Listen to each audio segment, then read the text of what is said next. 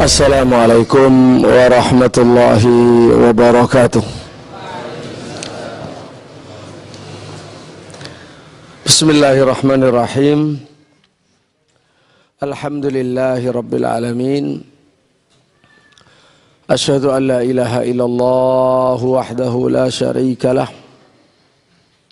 Ilahul awwalin wal akhirin. Wa asyhadu anna nabiyyana Muhammadan abduhu wa rasuluh sayyidul anbiya'i wal mursalin. Fa nusalli wa nusallimu ala habibina wa qurrati a'yunina Muhammad wa ala alihi azwajihi wa dhurriyyatihi wa sahabatihi wa tabi'in wa man tabi'ahum bi ihsanin ila yaumiddin, amma ba'du. Yang kami hormati, kami cintai para hadirin, para ustadz, para santri dan jamaah, serta pendengar Radio Al-Um dan pemirsa TV Poldapi dan TV-TV para sahabat, TV Wasal, TV Niaga. Marilah kita bersyukur kepada Allah Subhanahu wa Ta'ala, yang mana pada malam hari ini di bulan Safar, 18 Safar, kita dipertemukan kembali oleh Allah Subhanahu wa Ta'ala setelah yang kemarin libur karena Multaqa Poldapi ke-12. Alhamdulillah, kita bersyukur malam hari ini bisa melanjutkan kajian kitab Al-Um, insyaallah tentang wafir riqab. Wafir riqab, pembagian zakat untuk kepentingan riqab, yaitu budak. Namun sebelumnya perlu saya sampaikan, karena pertemuan kita sangat terbatas, sementara ilmu yang harus diketahui tak terbatas, maka kita bersyukur kepada Allah Subhanahu wa Ta'ala bisa juga memberikan ilmu melalui media tulisan, melalui majalah bulanan, majalah Al-Um, yang edisi bulan kemarin adalah anti hoax atau anti hoax, dan edisi yang sekarang adalah serangan brutal sekularisme. Ini perlu kita sampaikan bahwa mengingat pertemuan terbatas, kebutuhan tak terbatas, ya saya sarankan untuk bisa mengakses juga ilmu yang kita sampaikan dan disampaikan oleh para ustadz yang ada di pesantren Al-Um melalui majalah Al-Um, majalah bulanan, dan bisa dengan langganan. Ma'asyiral muslimin rahimakumullah. Kemudian sebelum memulai kitab Al-Um dengan materi wafir riqab, perlu kita mengingat beberapa hal. Di antara yang terpenting adalah nikmat kita telah berakhirnya, telah berhasilnya Multaqa Poldapi ke-12 yang diadakan di pesantren Al-Um. Bisa dibilang kesibukan langsung tanggal 10 sampai 13 selama 4 hari. Dan para santri semuanya diliburkan. Ya, alhamdulillah sekali lagi pertemuan ini bisa sukses diikuti hampir seluruh pesantren anggota Poldapi yang dihadiri oleh para mudirnya, para wakil mudirnya, pembina Poldapi dan pengurus Poldapi. dan dengan mengangkat tema peran pesantren dalam mewujudkan Indonesia sehat, WES, wisata edukasi sanitasi hidroponik Ponpes Al-Um sebagai role model.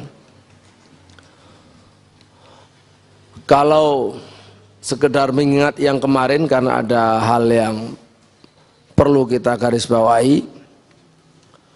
Jadi kemarin acara diresmikan atas nama Gubernur Jawa Timur, atas nama Ibu Khofifah Indar Parawansa, yang sambutannya dibawakan oleh Bapak Ahmad Rifai dari Pemprov Jatim, kemudian pembukaannya oleh Dr. Andes Muhammad Nur Salim MPD, pengawas sekolah Pemprov Jatim. Jadi ada dua wakil yang hadir.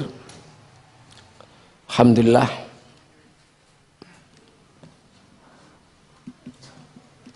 Ya, ini dengan pesantren tetangga dan sahabat Profesor Muhammad Bisri.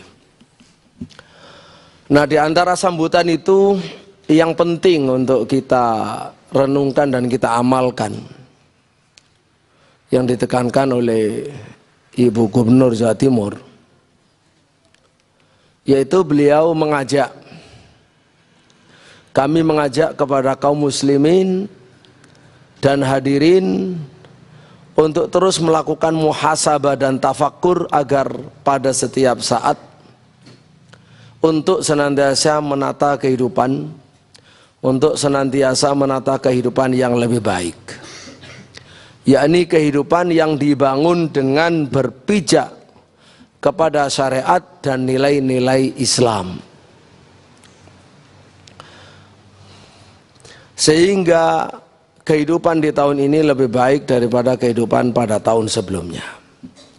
Sebagaimana yang difirmankan oleh Allah dalam Al-Quran yang berbunyi maknanya, kamu adalah umat yang terbaik yang dilahirkan untuk manusia, menyeru kepada yang ma'ruf dan mencegah dari yang mungkar dan beriman kepada Allah. Ini luar biasa,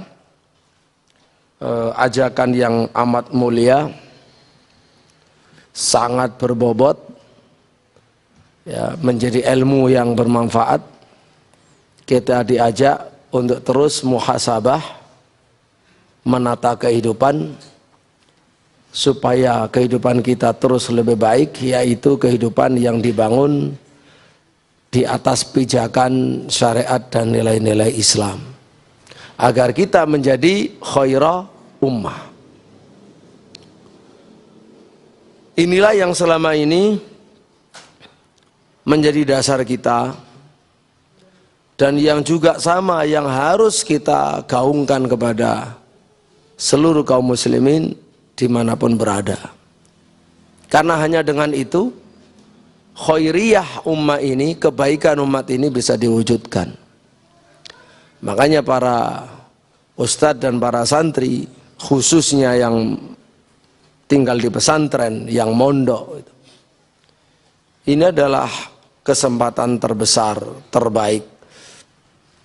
Orang yang paling banyak mendapat bagian daripada pijakan syariat dan nilai-nilai Islam adalah orang yang memperdalam melalui pesantren, gitu. Sehingga bisa menjadi pelopor dalam mewujudkan khairiyah li hadhil ummah. Baik, jadi demikian multaqa berhasil kita lalui dengan baik berkat ridha Allah atas atau sebab kerja keras dan kerja tuntas oleh tim Poldapi dan tim YBM. Tim YBM itu Masya Allah melibatkan para ustadz, para mahasantri, dan para ibu dapur, dan banyak jamaah masjid, ya, sahabat-sahabat yang juga ikut membantu secara langsung dalam acara kemarin. Walhasil alhamdulillah, ini bagian dari ibadah yang harus kita sampaikan, yaitu syukur kepada Allah Subhanahu wa taala.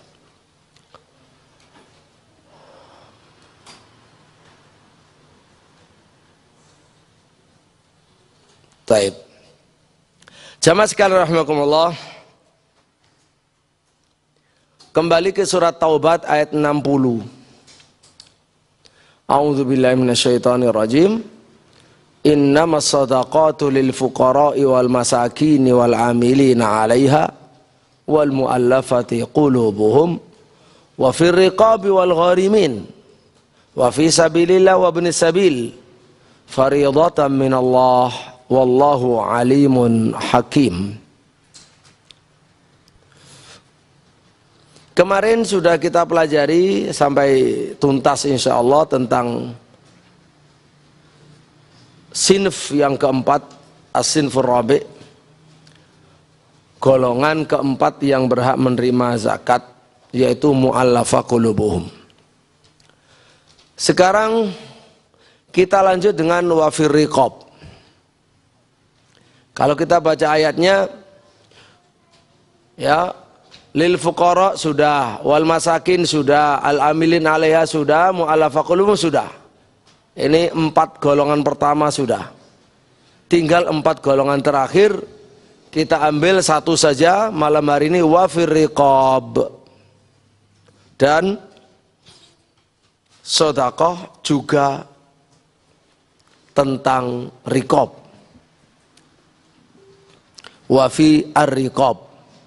Ar-riqab adalah budak milkul yamin.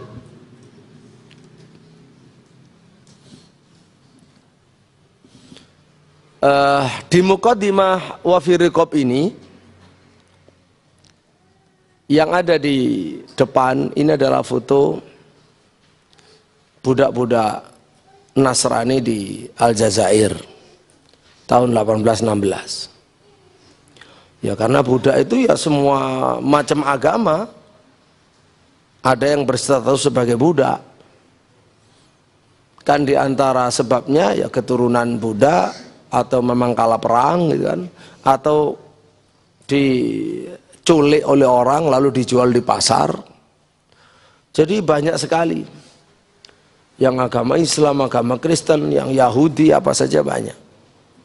Ini sekedar contoh waktu itu. Dan ini mereka di baris itu diikat dengan rantai, dirantai mereka itu. Biasanya begini ini, itu ketika perjalanan dari satu tempat ke tempat lain, jumlahnya besar, takut lari, ya, atau sedang dibawa ke pasar. Nanti kalau sudah milik sendiri-sendiri ya dilepas, tidak diikat. Baik. Hal ini contoh yang di Mozambik tahun 1865. Ya gitu sama, di renteng, diikat. Kadang bukan hanya dengan rantai, dengan kayu. Ini congkok kayu, di lehernya di congkok kayu, lehernya congkok kayu, lalu di sini diikat, sehingga nggak bisa kemana-mana. Tangan juga diikat. Gitu. Itulah kelas budak. Ya males jalan atau apa ya dipukul. Gitu. Taib. Ini pasar budak di Kairo tahun 1848. Ya, pasar budak di Kairo. Tentu kondisinya lebih baik yang di sini. Wah, kalau pasar budak yang lain juga ya pakaian compang-camping, bahkan tak berpakaian. Ini contoh sekumpulan budak hitam, kulit hitam dari Afrika, dinaikkan di kapal. Ini kapal sedang dibawa ke Mekah, dijual di pasar budak di Mekah. Jadi ini memang sistem mendunia gitu. Baik. Sekedar supaya tahu pasar budak, dan di negara-negara Islam termasuk di pusat Islam seperti Mekah itu ya budak terhormat lah, artinya dijaga hak-haknya. karena aturan dalam Islam begitu. Jadi di pasar budak di Masjidil Haram itu ada di samping Masjidil Haram di Bab Turaibah, di sana disebut dengan daerah Dakkah Rokik. Nah, di situ ya namanya pasar budak, tempat kumpulnya budak. Apakah budak yang dari dalam dijual di situ atau yang dari luar didatangkan lewat kapal tadi itu dijual di situ? Ada budak laki-laki, ada budak perempuan, perempuan ada yang gadis, ada yang sudah ibu-ibu. Nah, para wanita itu duduk di kursi, di bangku, nempel dengan dinding, dan memakai hijab yang sudah balik, ya hijab tipis gitu kan, tidak seperti orang merdeka. Kemudian yang di depan itu budak kaum laki-laki, khususnya yang sudah tua. Ya, kemudian di tengah duduk anak-anak, budak anak-anak. Itu kalau di pasar budak bisa ibu dan anaknya nanti berpisah kalau majikannya yang beli beda.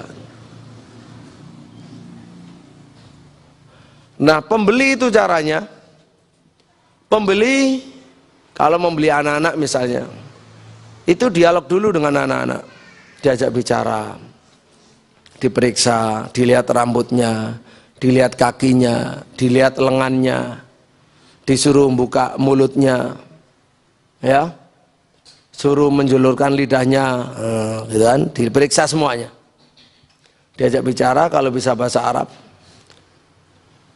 Dan pembeli itu membawa dokter. Dokter itu memeriksa. Setelah cocok secara fisik, ya secara yang dicari, kemudian si budak itu kemudian juga setuju, kamu setuju. Jadi calon majikan itu menawarkan diri, aku ingin membeli kamu supaya kamu melayani aku. Kamu mau nggak melayani aku? Kalau dia mau, jadi jual beli. Kalau enggak mau, ya enggak. Namanya manusia, beda dengan kambing. Kalau kambing nggak perlu ditanya. Ini manusia dicari yang cocok. Apalagi Islam. Apalagi Islam. Dan banyak loh ulama itu berasal dari budak. Jangan salah. Budak itu kan cuma nasib aja. Karena kalah perang,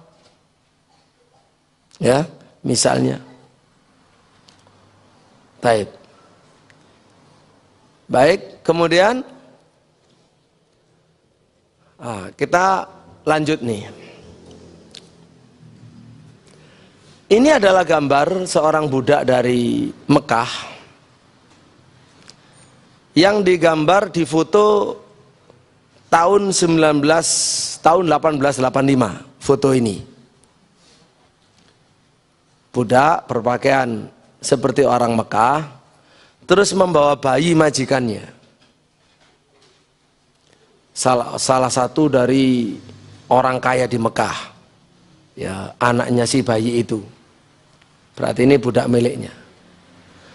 Yang memfoto ini, kalian pasti kenal namanya, walau tidak kenal orangnya. Yang memfoto ini adalah Senuk Hurgronya. Senuk Hurgronya. Pernah dengar ya? Hah? Oh, yang generasi kecil-kecil ini belum, nggak dengar. Ya. Baik, disinilah kalian harus dengar. Senuk Hurgronya. Ya, tahun 1885. Kalau Senuk Hurgronya sendiri itu meninggal, ini orang Belanda. Senuk Hurgronya itu adalah orientalis Belanda. Ya. Lebih jauh siapakah dia nanti kita sampaikan. Kalau dia sih matinya tahun 1936. 1936. Belum ada negara Indonesia. Ya. Baik. Ini adalah foto para jamaah haji dari Aceh yang sedang berangkat menuju Mekah. Sudah tiba di Jeddah, di konsulat India Belanda di Jeddah, difoto sama Senuk Hurgronya. Ini yang memfoto itu Senuk Hurgronya. Sudah doktor, ya, karena doktornya tahun 1880. Coba perhatikan ya, Masya Allah ya. Ini dari Aceh, nggak tahu berapa bulan nyampe di, ya, biasanya lewat kapal kan.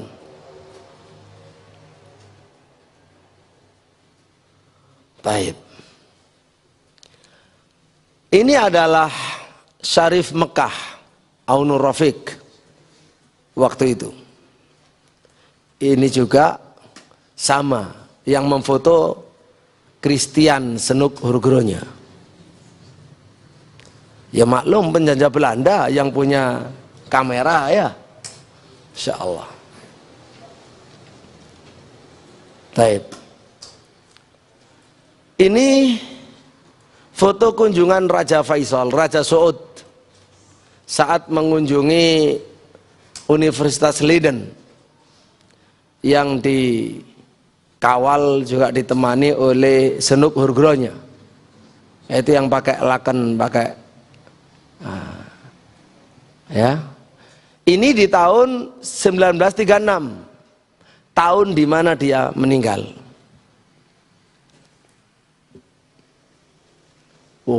Berarti dia orang penting ya.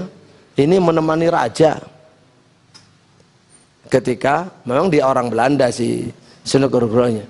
Ketika Raja Saudi ke Belanda, dia yang menemani. Dan dia memang tokohnya di Universitas Leiden. Nah ini secara singkat biar paham karena kaitan dengan budak ya. Ini Christian Senuk Hurgronya. Dalam disertasinya tahun 1880, dia mengatakan bahwa Al-Quran bukanlah wahyu dari Tuhan. Quran itu hanya karya tulis Muhammad yang mengandung gagasan-gagasan tentang agamanya. Sudah ya? Tahun 1884 dia sudah doktor. 4 tahun kemudian dia ditugasi oleh Kementerian Hindia Belanda untuk urusan penjajahan daerah jajahan. Karena Belanda merasa kewalahan, kerepotan untuk bisa menundukkan pemberontakan-pemberontakan yang ada di wilayah Nusantara ini, wilayah Melayu. Dia menugaskan Senuk Hurgronya untuk belajar bahasa Melayu. Tapi belajarnya di Mekah. Dikirimnya ke Mekah. Belajar kepada siapa? Ya banyak orang-orang Indonesia yang ada di sana. Orang Melayu, orang Indonesia. Belajar di Jeddah. Tadi itu. Ketemu di foto, dia belajar. Nah karena dia memang targetnya itu belajar dan dia itu ditugaskan oleh pemerintah penjajah, dia termasuk orientalis yang melayani penjajahan, dia tekun belajar. Dan yang paling dekat diantaranya ada namanya katanya Raden Abu Bakar Jayadiningrat asal Priangan Jawa Barat. Saking dekatnya lama-lama terus dibujuk, nggak tahu gimana dibujuk suruh masuk agama Islam oleh Raden Abu Bakar ini. Maka masuklah dia ke dalam agama Islam 4 Januari 1885 gitu. Dan dia langsung dimuliakan masuk Masjidil Haram, wah disebut mufti dan lain sebagainya. Menjadi viral di dunia saat itu. Para orientalis pada nggak percaya kalau Senuk Hurgronya masuk Islam, karena memang tidak ada dokumen resmi Orientalis hanya percaya kalau ada dokumen resmi, nggak resmi. Soalnya masuk Islamnya itu bertentangan dengan tugas pokoknya. Tugas pokoknya itu disuruh belajar bahasa Indonesia, disuruh belajar Melayu ya, dan disuruh belajar Islam untuk pendekatan sosial penjajah kepada bangsa yang dijajah. Jadi tugasnya mempelajari Islam, bukan masuk Islam gitu loh. Jadi orientalis yang lain nggak percaya. Nah, kalau disimpulkan memang sampai hari ini pun dia memang kontroversi, nggak jelas. Bukti setelah masuk Islam itu ya nggak jelas. Setelah itu disebut dengan Abdul Ghaffar ya. Jadi kalau simpulkan itu ya Senuk Hurgronya itu agen Belanda yang pura-pura masuk Islam kira-kira.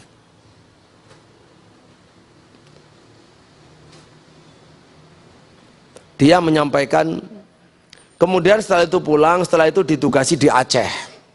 Di Aceh melakukan pemberontakan kepada Belanda. Maka Senuk Hurgronya memberikan laporan intelijen ke Belanda.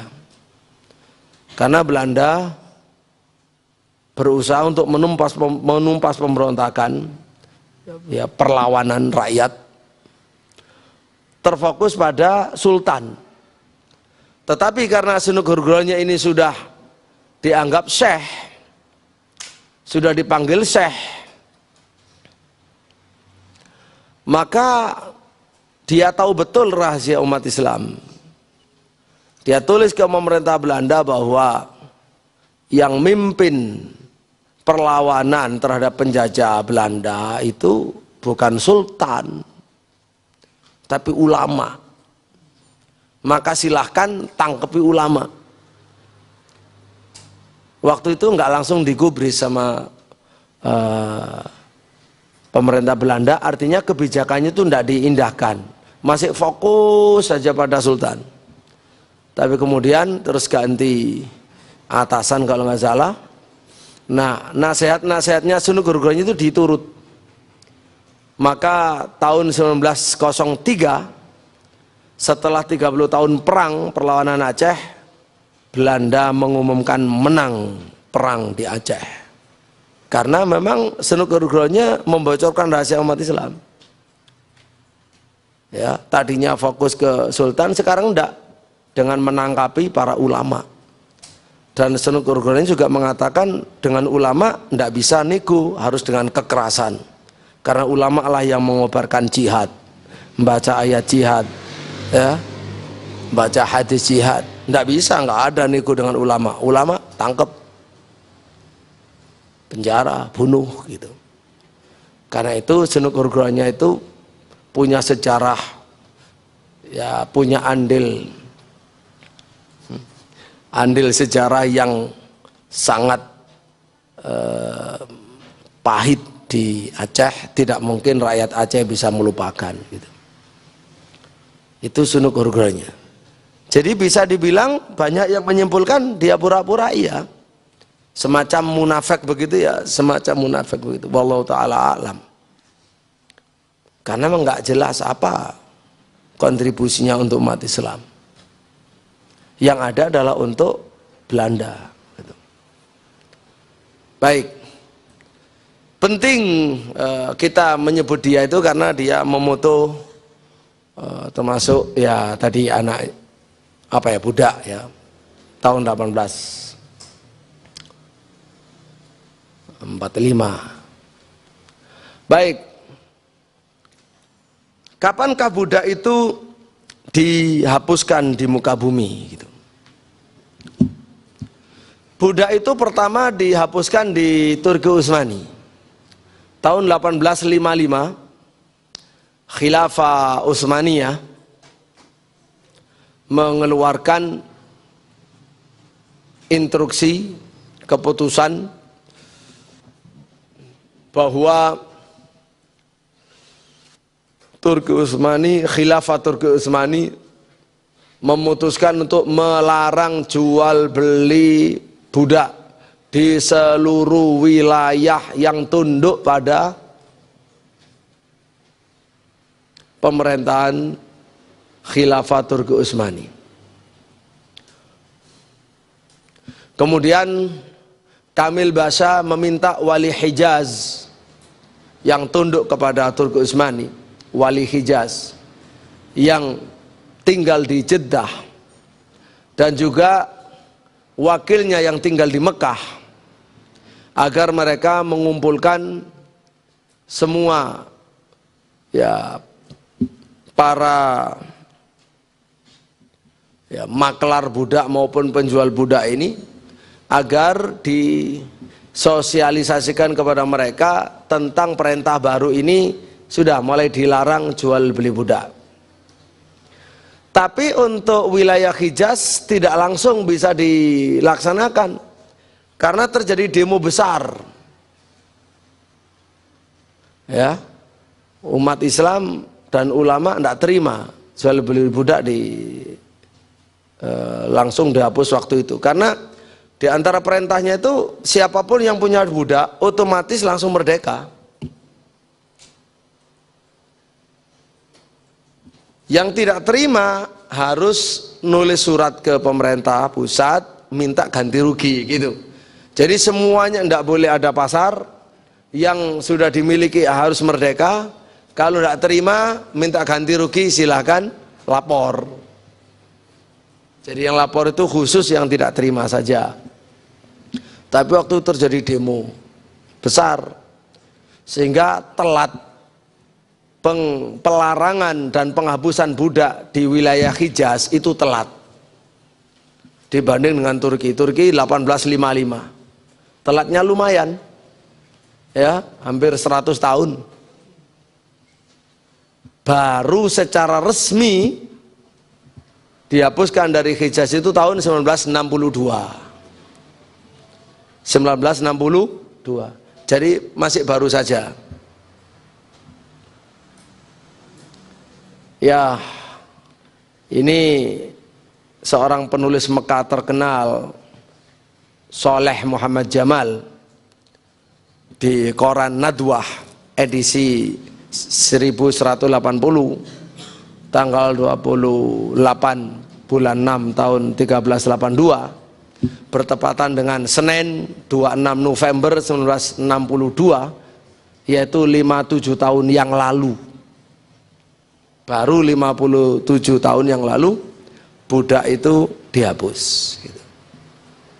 Jadi nggak terlalu lama banget. Baik. Wafir riqab,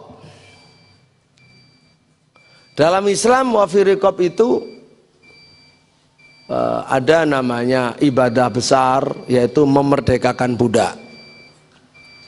Memerdekakan budak yaitu idqur raqabah atau tahriru raqabah. Berdasarkan Quran, sunnah, ijma', fatahriru raqabah, fatahriru raqabatin min qabli an yatamassa, An-Nisa 92 dan Al-Mujadilah ayat 3. Rasulullah mengatakan siapa yang memerdekakan budak maka Allah akan memerdekakan dirinya dari api neraka. Ya, setiap anggotanya akan dimerdekakan karena telah memerdekakan anggota si budak itu. Sampai kemaluannya juga akan dimerdekakan dari api neraka sebagaimana dia memerdekakan kemaluan budak itu dari perbudakan. Dan ini ijma' merupakan ibadah besar dalam Islam. Sampai disebut oleh Allah fakku raqabah dalam surat Al-Balad ayat 13. Ya, itu ibadah besar. Di dalam hadisnya Rasulullah bersabda, ayyumam ri'in muslimin a'taqa imra'an musliman kana fikakahu minan nar.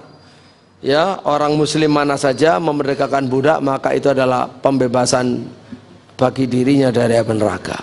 Walhasil banyak. Taib. Nah, budak, sekedar untuk mengetahui ini, budak yang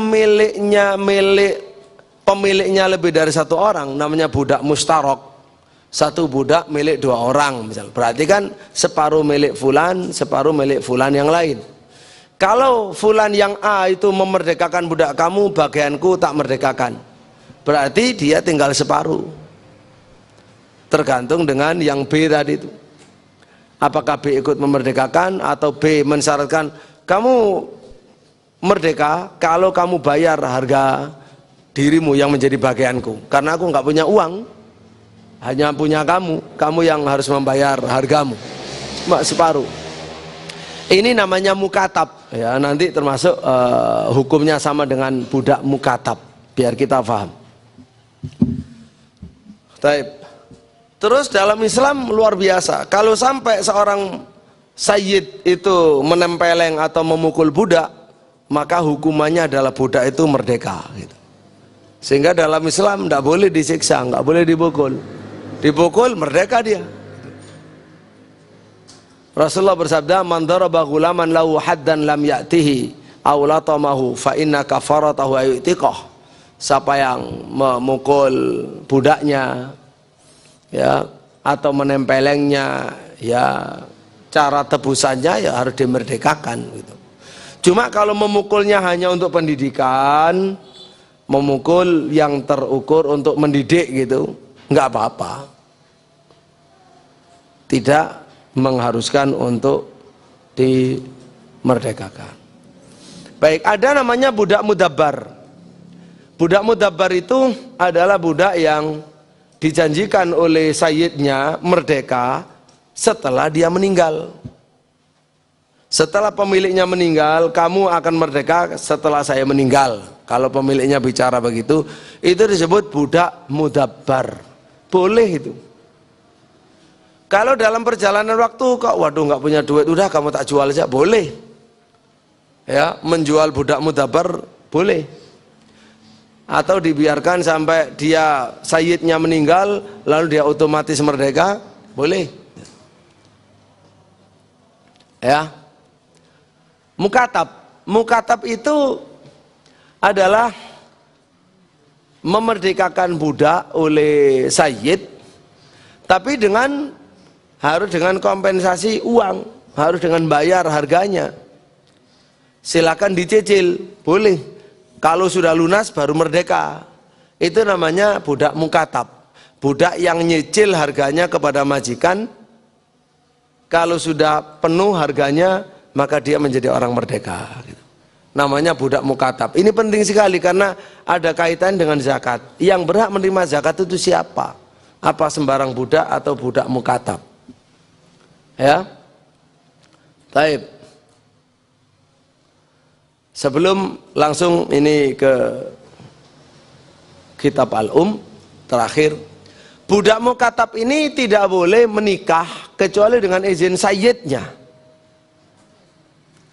Tidak boleh dia menikah kecuali dengan izin sayyidnya. Rasulullah memutuskan ayyuma abdin tazawwaja bi ghairi idzni mawalihi fa huwa ahir. Budak mana saja menikah tanpa izin sayyidnya maka hukumnya zina gitu. Hukumnya zina. Lah ini ndak yang kemarin kita sebut itu saya Abdul Aziz itu ya. Ya. Suka sama suka berdua, nggak perlu izin siapa-siapa. Ya. Malah lebih beradaban budak dalam Islam. Harus izin dulu, kalau enggak ya pezina gitu. Taib. Terus mukatab boleh dijual? Boleh. Ya, boleh.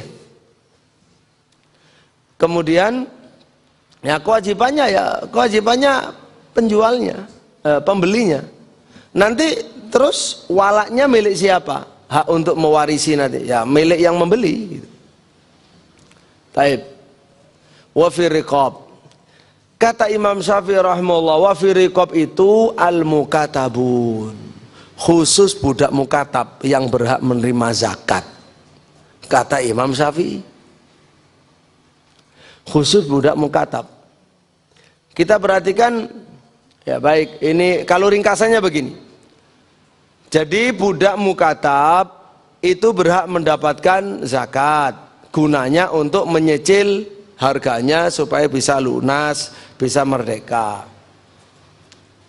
Kalau memang harta zakat itu banyak, boleh diberikan penuh sampai langsung merdeka.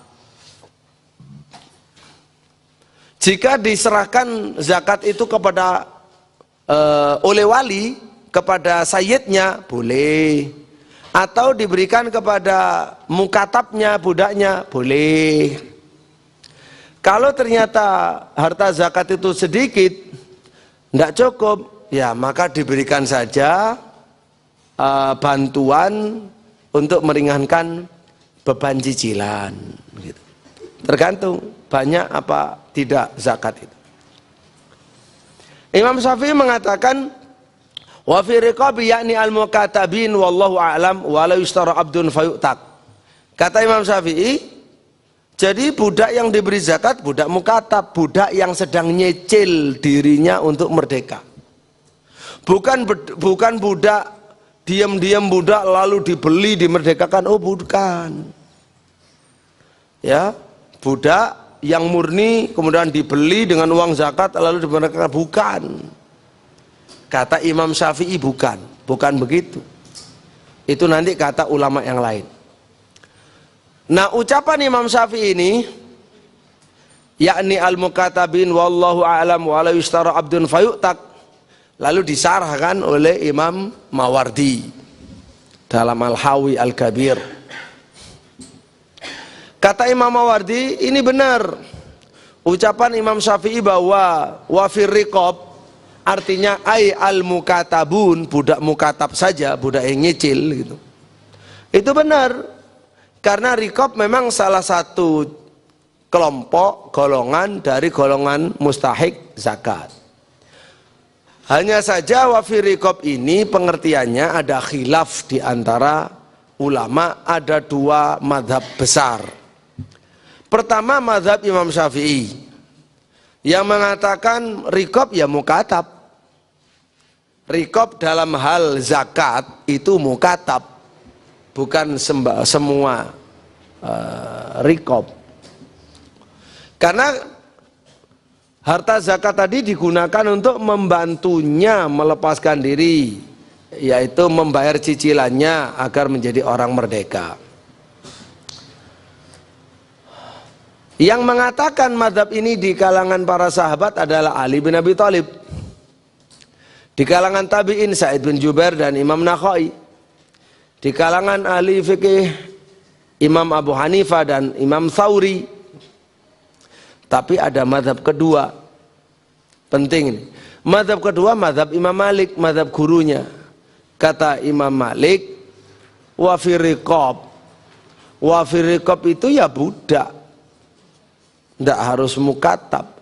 Boleh zakat untuk memerdekakan budak, membeli budak lalu dimerdekakan. Itu madhabnya Imam Malik. Jadi budak dibeli dimerdekakan. Kalau Imam Syafi'i tidak, kita cari dulu khusus budak mukatab saja. Di kalangan sahabat yang berpendapat ini adalah Abdullah bin Abbas, kalangan tabi'in Hasan Basri, kalangan fuqaha Imam Ahmad dan Ishaq ibn Rahawai. Dalilnya mazhab kedua, wa fir riqab, itu ada 3 dalil. Wa fir riqab, kata mazhab kedua. Pertama, wa fir riqab itu adalah mutlak, nama mutlak. Karena riqab itu mutlak, lepas tanpa batas, ya disebutkan secara lepas tanpa batasan, maka termasuk di dalamnya adalah al-abd al-qin, budak murni. Budak murni sempurna, budak kamil rik, tidak menunggu mukatab, tidak menunggu mukatab. Berdasarkan itu di kafarah yamin tahriru raqabah. Ternyata raqabah itu ya masuk di situ adalah al-qin, dan itu al-qin bukan mukatab. Kata mazhab kedua. Taib, dalil kedua. Allah Subhanahu wa taala menisbatkan sahamnya zakat kepada asnaf yang 8 itu dengan menggunakan lam tamlik. Innama shadaqatu lil fuqara, untuk fakir miskin, ya. Untuk berarti dibayarkan kepada fakir itu. Ini berbeda dengan wafi riqab. Wafi riqab menggunakan fa, wafi ar-riqab, bukan wali riqab, tapi wafi ar-riqab. Jadi zakat digunakan fi riqab, bukan li riqab.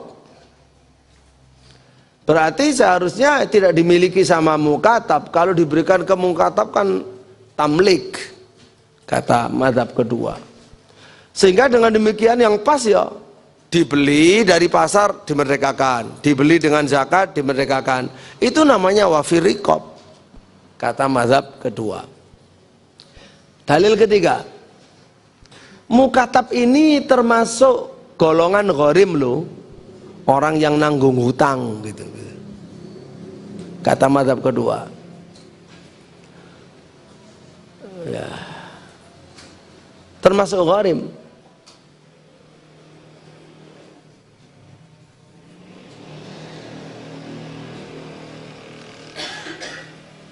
Terus kalau dimaksudkan dengan ayat, niscaya cukup dengan menyebut gharimin tanpa menyebut riqab. Karena apa yang wajib dari harta zakat, dari harta pensucian ada dua macam, harta zakat dan harta kafarat. Ketika dalam kafarat itu adalah, untuk harta kafarat itu adalah memerdekakan budak, maka harta zakat juga harus sama, memerdekakan budak, katanya. Baik. Dalil kami. Nah, dalil mazhab pertama. Wafi riqab itu ada 7 dalil untuk mazhab pertama, mazhab Imam Syafi'i. Pertama, Allah Subhanahu wa taala menjadikan wafi riqab, bukan menjadikan wafi sadat, bukan menjadikan untuk tuan. Kalau zakat diberikan ke tuan lalu dimerdekakan, itu harta zakat fisada, bukan fi riqab, kata mazhab yang pertama.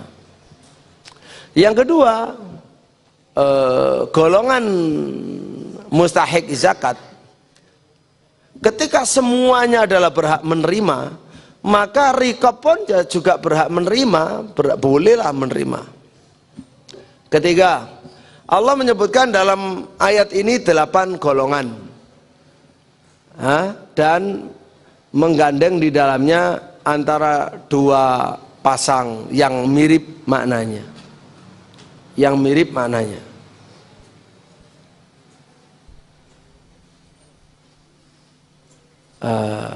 dan membedakan antara sabilillah dan ibnu sabil karena makna keduanya mirip, sama-sama melakukan perjalanan, dan membedakan antara riqab dan gharimin. Maka wajib juga maknanya mirip-mirip. Ketika gharimun boleh mengambil, maka riqab juga boleh mengambil.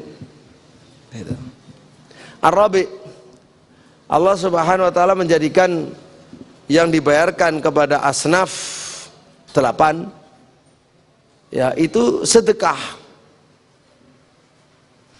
dan yang digunakan untuk memerdekakan itu menjadi harga yang keluar dari hukum sedekah. Beda. Jadi kalau kita beli budak lalu dimerdekakan, itu bukan zakat jadinya, keluar dari makna zakat gitu. Soalnya zakat ya diserahkan kepada budak, makanya yang berhak menerima zakat hanyalah budak mukatab. Baik, saya lanjutkan saja, sengaja saya tidak berhenti satu persatu ya. Yang penting tahu, ya nggak harus dihafal semuanya, nggak harus yang penting tahu sajalah diskusinya para ulama. Yang kelima, Allah Subhanahu wa taala menjadikan setiap golongan dari ahli zakat ini termasuk orang yang mungkin menyerahkan saham kepadanya dari setiap zakat. Kalau zakat digunakan untuk saham zakat untuk memerdekakan, ya, maka itu tidak mungkin diserahkan. Yang bisa diserahkan adalah ketika mukatab. Ini baru bisa diserahkan ke mukatab.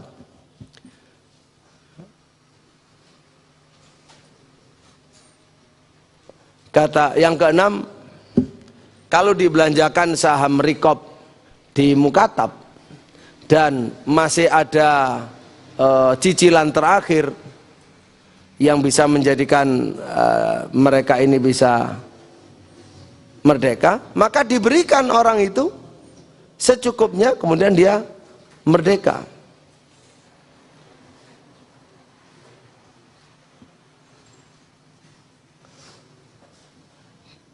Kalau mereka itu keluar dari hukum ayat, maka tidak boleh seperti al-itq.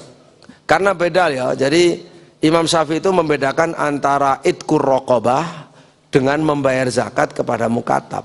Kalau itqur raqabah itu kafaroh.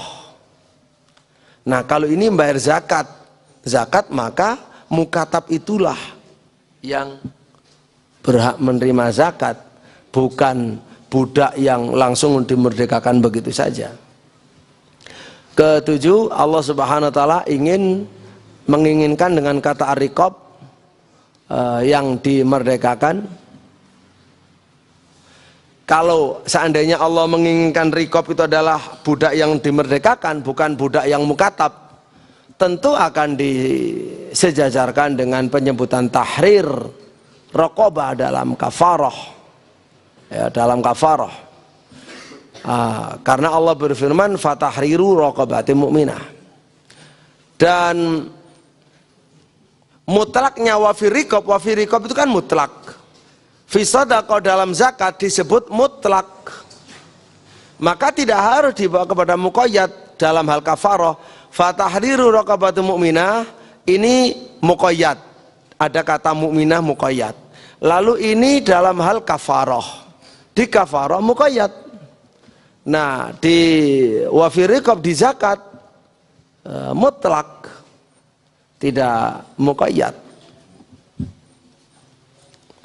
Taib. Oleh karena itulah yang dimaksud adalah mukatab. Taib. Yang penting tahu ada 7 dalil ya, yang ada dalam wafiriqab yang difahami oleh Imam Syafi'i rahimahullah. Setelah itu ada jawaban-jawaban. Semua yang disampaikan 3 tadi oleh mazhab kedua, oleh mazhab Malik, dijawab oleh Imam Mawardi, dijawab oleh Imam Al-Mawardi. Jadi bahwasanya itu masuk al-abad al-qin, termasuk budak murni, itu hanya klaim, nggak bisa diterima, ya, tidak bisa diterima, karena disebutkan secara mutlak untuk zakat wafiriqab, begitu. Wafiriqab. Taib. Kemudian sedekah dinisbatkan kepada, maksudnya zakat dinisbatkan kepada para mustahik dengan kata lil fuqara wal masakin kecuali ar-riqab, ya, dengan fi. Dijawab, oh bukan hanya fi riqab. Dengan kata fi itu fisabilillah mujahidin ya fi, ibnu sabil ya fi, tidak harus li, ya, wa fi sabilillah wa ibnu sabil. Jadi tidak mengharuskan sebagaimana yang disebutkan oleh mazhab pertama tadi. Baik. Berikutnya, kalau mukatab termasuk sejumlah dengan gharim, tidak, ya. Karena gharim itu hutangnya adalah mustaqir, sudah menetap. Ya, kalau gharim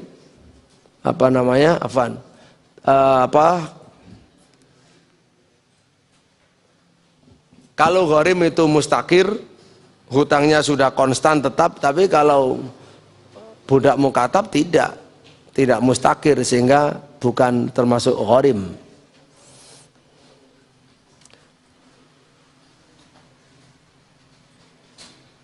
Nah, kalau soal maknanya mirip, maka sama dengan miripnya makna fuqara wa masakin, tapi tetap disebut sendiri-sendiri karena juga untuk penggunaan sendiri-sendiri. Baik,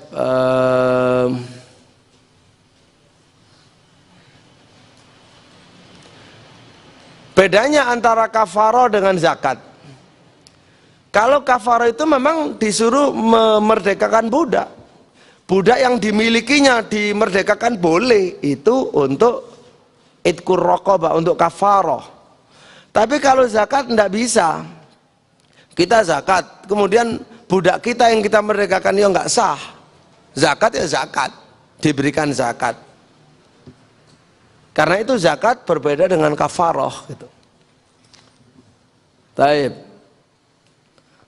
Langsung saja, saya pikir cukup itu ya. Banyak diskusi, menarik sebenarnya, tapi memang harus dibaca satu persatu, dicerna pelan-pelan baru faham. Soalnya soal budak ini, pertama budaknya sudah tidak ada, jadi jarang kita membahas, sehingga belum hadir dalam pikiran karena belum banyak. Mungkin hadir untuk pertama kali ya bagi sebagian orang, sehingga butuh dibaca berulang-ulang baru faham semuanya. Jadi walhasil wa fi riqab, Imam Syafi'i rahimahullah, Imam Abu Hanifah mengatakan lil mukatab, untuk membantu membayar cicilan, karena itu zakat. Berbeda dengan kafarah yang harus beli dan memerdekakan, atau miliknya terus dimerdekakan. Kalau zakat ya tidak, karena itu tidak bisa dibayangkan zakat kecuali ya pada mukatab, kata Imam Syafi'i rahimahullah. Namun demikian masih longgar. Khilaf ini khilaf di kalangan Ahlussunnah wal Jamaah. Seandainya besok-besok ada lagi perbudakan, ya semua hukum-hukum ini berlaku lagi, efektif lagi gitu. Ya maka bisa, kalau memang harta zakat itu melimpah, boleh beli, digunakan beli budak dan dimerdekakan. Tapi sebagai alternatif kedua, kalau yang pertama ya dicari yang mukatab semua. Kok kemudian hartanya masih lebih zakatnya, silakan bisa dialokasikan misalkan untuk madhab seperti dalam madhab Imam Malik dan madhab Imam Ahmad, yaitu memerdekakan budak. Wallahu ta'ala a'lam. Baik, demikian kiranya cukup untuk kajian kita pada malam hari ini, khusus membahas tentang wa fi riqab. Insyaallah berikutnya akan kita bahas wal gharimun, yaitu orang-orang yang menanggung hutang. Siapa sajakah al-gharimun itu? Orang yang menanggung hutang, yang boleh menerima zakat atau dibantu zakat atau dibebaskan zakat. Ya insyaallah nanti akan kita bahas pada waktunya khusus tentang al-gharimun. Jika ada pertanyaan kita persilahkan, kalau tidak maka kita tutup. Enggak ada? Baiklah para hadirin, para asatidzah, para santri, para pendengar Radio Al-Um, para pemirsa TV Buldapi dan TV Sahabat, TV Wesal, TV Niaga, semuanya yang kami cintai, semoga senantiasa dirahmati oleh Allah Subhanahu wa taala. Alhamdulillah, kita tutup dengan doa kafaratul majelis. Subhanakallahumma rabbana wa bihamdik asyhadu an la ilaha illa anta astaghfiruka wa atubu ilaik. Wa sallallahu ala nabiyina Muhammad. Alhamdulillahirabbil alamin. Assalamualaikum warahmatullahi wabarakatuh.